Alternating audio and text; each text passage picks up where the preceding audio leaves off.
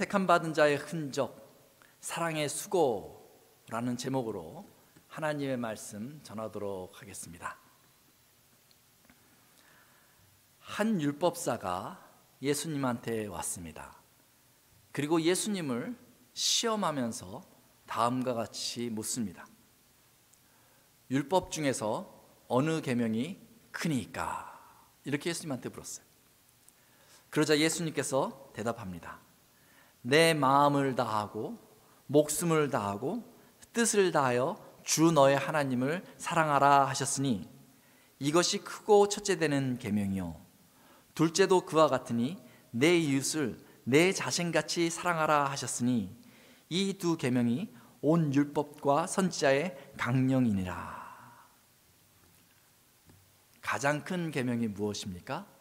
예수님은요, 사랑이라고 가르쳐 주시는 것입니다. 요한복음 13장 34절과 35절에서 예수님이 다음과 같이 말씀하십니다. 새 계명을 너희에게 주노니 서로 사랑하라. 내가 너희를 사랑한 것 같이 너희도 서로 사랑하라.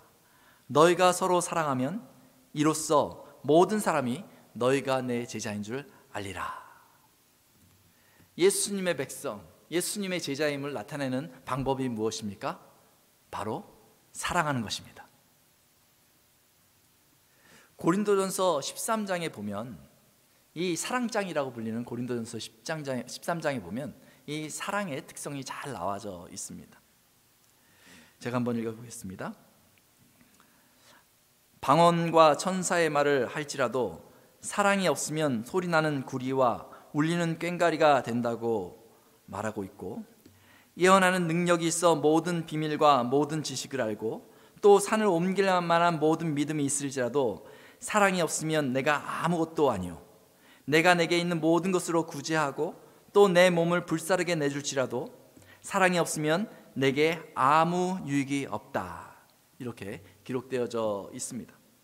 방언을 하고 예언을 하고 비밀스러운 것들을 가지고 있고 믿음이 있고 구제하고 자기를 내줄지라도 사랑이 없으면 소용이 없다. 지금 무슨 말이냐면 이 앞에 것들이 필요한 것인데 그 위에 사랑이 있어야 된다. 이것을 강조해 주고 있는 것이죠. 고린도전서 12장 마지막 구절은요, 더욱 큰 은사를 사모하라. 은사를 쫙 얘기하고 나서 더욱 큰 은사를 사모하라 이렇게 말하거든요. 그러면서 고린도전서 13장의 그 사랑을 지목하고 있는 것이죠. 가장 큰 은사가 뭐라고요? 사랑이다. 성경에서는 이렇게 이야기해 주고 있습니다. 이 사랑이요, 핵심인 것입니다. 성경의 핵심은 무엇입니까? 사랑입니다. 기독교의 핵심은 무엇입니까? 사랑인 것이죠. 교회의 핵심은 무엇입니까? 바로 사랑이라는 것입니다. 저희가 이것을 너무 잘 알고 있어요. 근데 이 사랑이라는 것이요, 그냥 뷔페 식당에 차려져 있는데 나 혼자 가서 그냥 거기 있는 걸 퍼서 먹듯이 나 혼자 할 수 있는 게 아니에요. 사랑은요, 항상 대상이 필요합니다. 내가 사랑한다라고 했을 때는 나는 누구를 사랑해 이렇게 말할 수 있어야 하는 것이죠. 예수님은요, 그 대상을 성경에서 정의해 놓고 있습니다. 성경에서 예수님은 하나님을 사랑하라 이렇게 말씀하십니다. 성경에서 예수님은요, 형제를 사랑하라 이렇게 말씀하고 있어요. 성경에서 예수님은요, 이웃을 사랑하라 이렇게 말씀하십니다. 성경에서 예수님이요, 원수를 사랑하라 이렇게 말씀하고 계시는 것이죠. 하나님 사랑, 형제 사랑까지는 쉽게 받아들일 수 있어요. 이웃 사랑하라고? 그래, 이웃 사랑해 봐야지 생각해 볼 수 있습니다. 근데 원수를 사랑하라고? 내가 미워하는 저 사람을 사랑하라고? 하면 굉장히 마음이 불편해질 때가 있는 것이 바로 이 사랑이라는 것이죠. 나는 내가 사랑하는 사람만 사랑하고 싶은데 예수님은요, 그 대상을 넓혀 놓은 것입니다. 너가 사랑하는 사람 말고도 사랑해라. 만약에 너가 내 제자라면 말이다. 이렇게 가르쳐 주고 있는 것입니다. 이게 상당히 큰 부담이 되는 것입니다. 사랑하려고 했는데 원수까지 사랑할 수는 없는데, 이런 마음이 생기게 되는 거죠. 사랑하려고 했는데 미워하는 그 사람까지 내가 사랑할 용기는 없는데, 이런 마음이 우리 안에 있는 것이죠. 사실 오늘 설교에서요, 원수를 사랑하라, 이 부분을 강조하고 싶은 마음은 없습니다. 그건 나중에 또 한번 하더라고요. 오늘 본문에서는요, 우리가 사랑을 하고 있는지라는 것을 확인해 보고 싶은 것입니다. 그래서 이 사랑의 대상의 범위를 좀 줄여볼까요? 원수는 말고요, 원수는 나중에 하고요. 이웃사랑, 그것도 좀 나중에 하고요. 더 줄여서 형제사랑, 이 정도까지 범위를 정해놓고 오늘 말씀을 계속 나눠보면 좋을 것 같아요. 우리 형제, 우리 교회 공동체, 지체들을 사랑하라. 여러분, 교회의 지체들을 사랑하고 계십니까?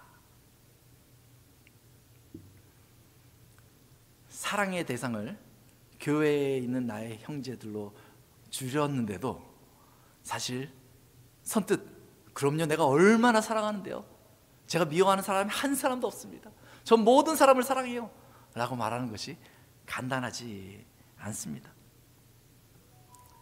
왜냐하면요, 저는 상대를 사랑하고 싶은데 상대방이 제 사랑에 대해서 잘 반응하지 않아요.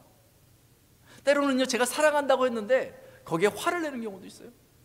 그럼 당황스럽지 않겠어요? 이 사랑하는 것이 간단한 문제가 아닙니다.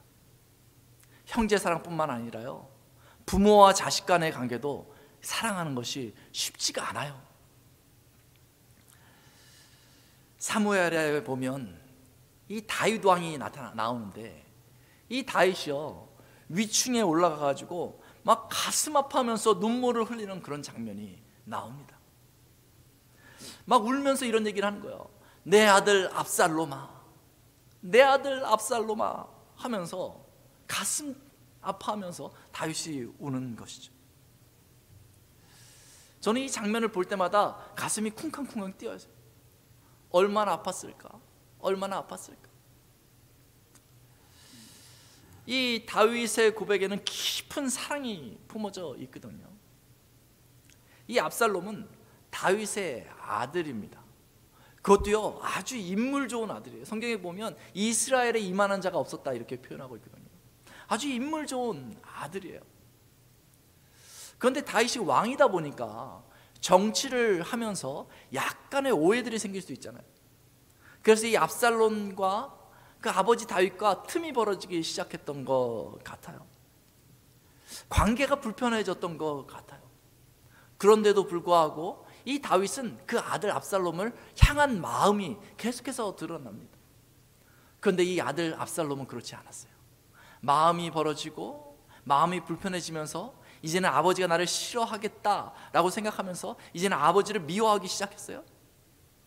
그리고 어느 시점에 작정하고 아버지의 왕위를 빼앗기로 결정합니다. 그래서 이 압살롬이요, 이 다윗 왕을 쫓아내고 그 자리를 차지합니다. 그때 참 다윗이 얼마나 당황했을까. 성경의 표현에 보면요, 이 다윗이 준비도 못한 채로 맨발로 눈물을 흘리면서 도망쳤다라고 성경은 기록하고 있어요. 다윗이 그 아들한테 쫓겨나가지고 그 다윗성을 버려두고 맨발로 도망치고 있을 때, 눈물을 흘릴 때 거기에 어떤 의미가 담겨져 있을까? 단지 쫓겨난 것이 억울해서 그랬을까?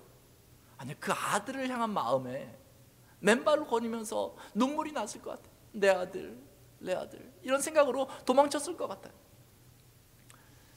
결국은 여러 가지 계략 가운데 결국 이 다윗이요, 다시 성을 되찾습니다.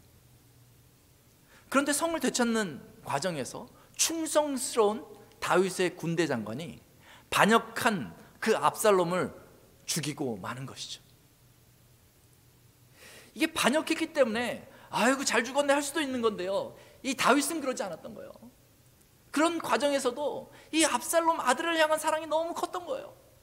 그래서 그 아들이 죽었다는 소식을 들으니까 그것 때문에 지금 2층에 올라가서 눈물을 흘리며 내 아들 압살롬아, 내 아들 압살롬아, 차라리 내가 죽었으면 되었을 것을, 이렇게 얘기하는 것이에요. 다윗이 그 눈물을 흘리면서 얼마나 그 가슴이 아팠겠어요. 큰 상처 아니겠어요? 내가 사랑을 주려고 했는데 결국 그 사랑을 이루지 못했구나. 참 안타까운 일이죠. 내 아들인데도 그렇게 사랑하는 것이 쉽지 않더라. 아마 여기에 어르신들도 많이 계신데 자녀들을 평생 사랑하는 것이 얼마나 힘드셨을까 하는 생각을 또 해보게 됩니다. 내 사랑을 내 아들도 쉽게 받아주지 않습니다. 하물며 형제들은 어떻겠어요? 하물며 이웃은 어떻겠어요? 하물며 원수는 어떻겠어요? 내가 사랑한다고 내 사랑을 잘 받아주겠습니까? 내가 사랑하면 오히려 화를 내지도 모릅니다. 사랑을 처음 생각할 때는 말이죠, 그냥 막 기대를 하고 사랑을 하기 시작합니다. 내가 사랑만 하면요, 저 사람의 마음의 문을 확 열고 나에게 그 사랑을 다시 표현하면서 정말 행복을 누릴 걸 생각하면서 사랑을 시작하거든요. 근데 인생을 살아가면서 그렇지 않다는 것을 깨닫게 돼요. 사랑했는데 차가운 반응이 돌아옵니다. 그러면 상처를 받습니다. 사랑하려고 했는데 거절당합니다. 그 가슴이 너무너무 아픈 거예요. 여전히 사랑하는 마음이 있으면요, 이게 밤에 잠이 안 옵니다. 막 너무 보고 싶은데 볼 수가 없는 거예요. 사랑하는 마음이 크면 클수록 그 상처는 더 깊어집니다. 이걸 어떻게 할 수가 없거든요. 이 사랑의 상처가요, 참 깊으면요, 생활이 안 돼요. 생활이. 마음을 다잡기 전에 위해서 어떻게 합니까? 내가 마음을 냉정하게 먹어야 되겠다, 이런 생각을 할 수 있죠.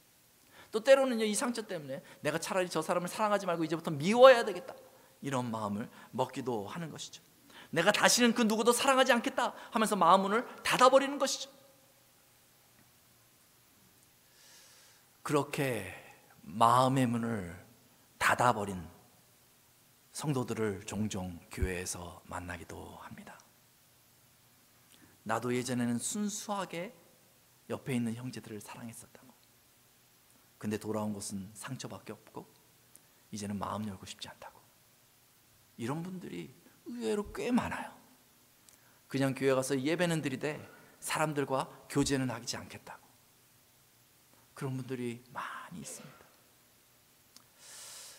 마음의 문을 닫으신 분들이 많을수록 교회는요, 점점 냉랭해지는 것이죠. 교회에 와도 그냥 어색함만 흐르게 되는 것이죠. 교회에 와도 마음을 열고 나눌 수 있는 사람이 없는 것이죠. 교회에 와도 빨리 집에 가고 싶은 것이죠. 예수님의 명령처럼 교회에 오면 온 성도들이 사랑해야지 세상에 우리가 그리스도의 제자인 것을 알게 될 텐데 큰일입니다. 마음의 문을 닫은 그리스도인이 점점 많아지고 있습니다. 여러분, 어떻게 해야 할까요? 어떻게 하면 사랑이 식어버린 교회의 사랑을 다시 일으킬 수 있을까요? 데살로니가 교회는 사랑의 기술을 가르쳐 주고 있습니다. 데살로니가 교회는 사랑의 수고가 있는 교회로 소문이 났습니다. 사랑만 한 것이 아니라 사랑을 위해서 수고하는 교회다, 이렇게 소문이 난 것이죠. 여러분, 이 수고라는 표현이 눈에 띄지 않습니까? 이 수고라는 단어가 헬라어로요, 코포스라는 단어라고 그래요. 근데 이 원어의 뜻을 보면요, 이게 치기, 매질, 고된 일, 수고, 고통이라는 뜻이에요. 그러니까 애통하며 가슴을 치는 것, 몸에 큰 고통이 생기는 노동, 노력, 수고, 고생이라는 것이죠. 데살로니가 교회의 성도들은 교회의 사랑을 유지하기 위해서 그런 수고를 했다는 것이에요. 사랑의 수고가 있다. 이게 소문이 났다는 것은요, 누군가 교회의 마음의 문을 닫고 왔다가 그 마음의 문을 여는 수고 때문에 마음을 열고 돌아가서 소문냈다는 거예요. 야, 저 사람들이 나를 위해서 사랑의 수고를 하더라. 그래서 결국 내가 마음을 열고 나도 사랑하게 되었다. 이렇게 기록한 것 아니겠어요? 교회가 냉랭하다면 누군가 이 수고를 해야 합니다. 냉랭해진 이의 마음을 녹이는 것은 어려운 이름을 알고서 시작해야 하는 것이죠. 거절을 당할 것을 각오하고 계속 문을 두들기는 것이죠. 때로는요, 마음이 두들겨 맞고 고생스러울 것을 알면서도 말이죠, 우리 공동체는 사랑의 공동체가 되어야 된다는 그 마음을 가지고 애를 쓰는 것이죠. 모든 사람이 다 냉정해도 그 한두 사람이 그렇게 시작해 보는 것이죠. 내가 우리 교회가 사랑하는 교회가 될 수 있도록 한번 힘써 보겠다 하면서 말이죠, 그 수고를 내가 한번 해보겠다, 이런 마음으로 말이죠. 왜 그런 수고를 해야 할까요? 그냥 반응이 없으면요, 냉랭하면요, 그냥 그렇게 같이 냉랭하게 다니면 되잖아요. 왜 그런 수고를 할까요? 왜냐하면 사랑의 가치가 너무너무 크기 때문에 그래요. 사랑이 없을 때는요, 그렇게 어색하고 불편하고 답답하고 속상했었는데 한번 사랑이 싹트기 시작하잖아요.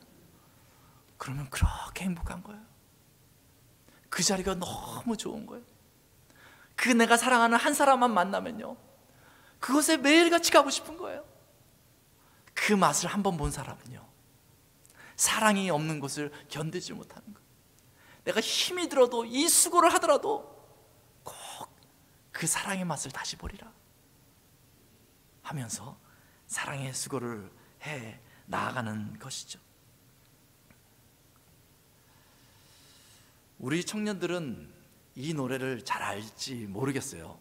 오래전에 제가 어렸을 때부터 불렀던 그 찬양인데, 사랑은 언제나 오래 참고 사랑은 언제나 온유하며 사랑은 시기하지 않으면 자랑도 교만도 아니하며. 혹시 이런 찬양 아나요? 반응이 전혀 없는데요. 이 찬양이요, 저희가 옛날에 부를 땐 되게 낭만적으로만 불렀거든요. 근데 오늘 본문을 자꾸 살피다 보니까요, 이 찬양이 그리 낭만적인 찬양만은 아니구나라는 생각이 들었어요. 이 찬양에요, 이 사랑의 수고가 묻어져 있는 것이에요. 어떤 사랑을 하려면 이런 요구 조건을 맞춰라 라고 요구하고 있는 것이죠. 고린도전서 13장 4절부터 7절 말씀 가지고 만든 찬양이었거든요. 제가 고린도전서 13장 4절부터 7절 한번 읽어보도록 하겠습니다.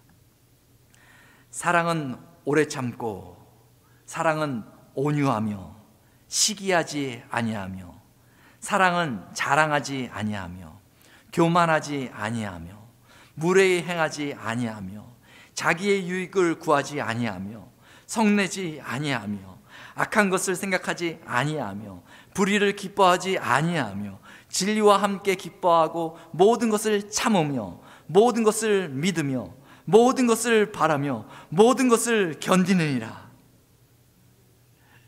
이게 사랑의 태도를 말해주고 있거든요. 사랑을 한번 해보려면요, 이러한 태도를 가지고 사랑하라는 것이죠. 사랑 한번 하는 것이 쉽지 않습니다. 어떻게 이 본문을 계속해서 묵상해 보다 보면요, 사랑을 어떻게 하라고요? 바보같이 해라, 이렇게 말하고 있는 것 같아요. 진짜 바보같이 그냥 주기만 해야 될 것 같이 성경에서 이야기하고 있는 것이죠. 그런데 사랑은요, 하나님이 우리에게 말씀하시는 사랑은요, 바로 이런 거라는 거예요. 바보가 되는 것이지, 논리적으로 따져서 사랑하는 것이 아니고요, 그저 저 사람 자체를 사랑하는 거죠. 저 사람의 모난 모습 자체를 그냥 사랑하는 것이죠. 그래서 내가 사랑한다고 말하는 것입니다. 원수를 사랑할 때도 그 원수 자체를 사랑하는 것이죠. 그냥 용납하는 것입니다. 그렇게 사랑의 수고를 하다 보면 어느덧 그 바보 같은 사랑이 상대방을 덧입게 되는 것이죠.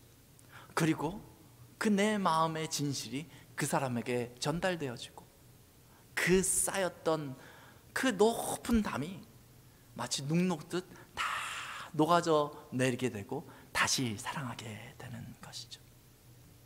이 태도들을 유지하기 위해서 이 사랑의 수고가 필요한 것입니다. 이러한 태도로 온 인류를 사랑하신 분이 있습니다. 그분이 바로 우리 하나님이세요. 하나님은 세상을 사랑하셨습니다. 이 세상이 잘해서 사랑했나요? 이 세상이 하나님을 향하여서 경배해서 사랑했나요? 그렇지 않아요. 세상이 하나님을 향하여 반역하고 우상을 섬기는 그때에도 하나님은 세상을 사랑하셨습니다. 창조주 하나님을 외면하고 하나님을 대적하는 그 순간에도 하나님은 이 세상의 사람들을 사랑하셨습니다. 그들은 하나님을 딜레마에 빠뜨렸어요. 하나님은 지금 저 사랑하는, 하지만 용서할 수 없는 그 죄인들을 살릴 수도 죽일 수도 없으셨던 것이죠. 참 고민이 되는 것입니다. 사랑해야 될 것인지 화를 낼 것인지. 하나님은 이 사랑을 완성시키기 위해서 친히 수고하셨습니다. 계속해서 사랑의 메시지를 보내셨고요, 그래도 그 사람들이 하나님의 사랑을 거절하자 결국 하나님은 그 사랑을 위하여서 독생자 예수 그리스도를 세상에 보내주신 것이죠. 그리고 아직 우리가 원수 되었을 그때에 사랑하는 저와 여러분을 살리기 위해서 예수님을 우리의 죄값으로 십자가에 내어놓으신 것입니다. 그 십자가에서 하나님은 그 사랑을 확증하셨습니다. 우리는 그 사랑을 맛보고 그리스도인이 된 사람들인 것이죠. 여러분, 하나님을 사랑합니다 하는 이 고백이요, 우리가 입으로 할 수 있는 고백이지만 사실은 쉽지 않은 고백입니다. 우리가 이 고백을 하게끔 하려고 하나님께서 얼마나 큰 값을 치르시고 하나님께서 얼마나 애를 쓰시면서 수고를 하셨는지 모릅니다. 우리가 하나님을 사랑합니다라고 고백할 때마다 그 하나님의 수고가 머릿속에서 스쳐가야 하는 것이죠. 하나님의 수고를 기억하면서 하나님 너무 감사합니다. 하나님이 아니었으면 내가 이 고백을 할 수조차 없을 텐데, 여전히 하나님을 향해서 대적하고 있었을 텐데, 하나님 제 마음을 녹여주시고 다시 하나님과의 사랑을 회복시켜 주시니 감사합니다 하면서 고백할 수 있는 것이 바로 하나님을 사랑합니다 라는 고백인 것입니다. 하나님 사랑합니다. 사랑을 하려면 수고해야 합니다. 누군가 사랑의 수고를 하지 않으면 이 사회는 사랑이 메말라갈 것입니다. 그리고 사람들이 사랑에 굶주려서 배회하겠죠. 누군가 사랑의 수고를 하지 않으면 가정이 냉랭해질 것입니다. 그러면 식구들이 집에 가기를 싫어하겠죠. 누군가 사랑의 수고를 하지 않으면 교회는 교회다움을 잃어버리게 되고 형식만 남게 될 것입니다. 그러면 아무도 교회에 오고 싶어 하지 않게 될 것입니다. 사랑하는 성도 여러분, 저는 꿈을 꿔봅니다.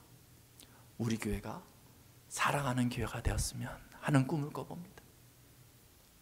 몇 사람이 사랑의 수고를 시작하면 다른 사람들의 그 마음이 한 사람, 두 사람 녹아내리기 시작하고, 마음이 녹아내린 그 사람들이 다시 사랑의 수고를 시작하면 또 다른 사람들의 마음이 녹아내려져 가고, 한 사람 한 사람 그 마음이 녹아내려지다가 어느 순간 온 성도들이 서로 눈빛만 봐도 기쁨이 넘치고 사랑이 흐르는 그런 교회가 되기를 꿈꿉니다. 예수님이 말씀하셨어요. 내가 너희를 사랑한 것 같이 너희도 사랑하라. 사랑의 수고가 있어 주님의 사랑을 풍성히 나누며 영혼의 기쁨을 누리는 돌리도 한인교회 되기를 예수님의 이름으로 축원합니다.